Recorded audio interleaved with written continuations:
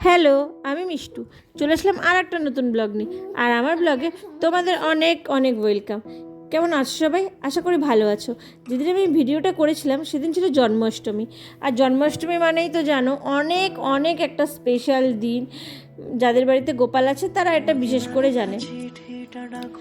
তো প্রথমেই দেখো সবাই ভাবে যে গোপালের পছন্দের খাবার, তারপরে পছন্দের কালারের জামা, সব কিছু গোপালকে মানে খুব সুন্দর করে সাজানোর জন্য, মানে নিজেরা যেভাবে পারে যতটুকু পারে। তাই আমিও একটু চেষ্টা করেছিলাম, তাই ভাবলাম সেটাই তোমাদের সাথে ছোট্ট করে শেয়ার করি। প্রথমে দেখো আমি ভাবছিলাম যে এত গরম এত গরম, খিচুড়ি 5 রকমের ভাজা আর পায়েস। তারপরে দেখো ভাবলাম যে না একটু লুচি দিতে হবে, তারপরে ভাবলাম যে না তালের বড়া দিতে হবে, তারপরে ভাবলাম যে না তালের একটু ক্ষীরও করে দিতে লাগবে।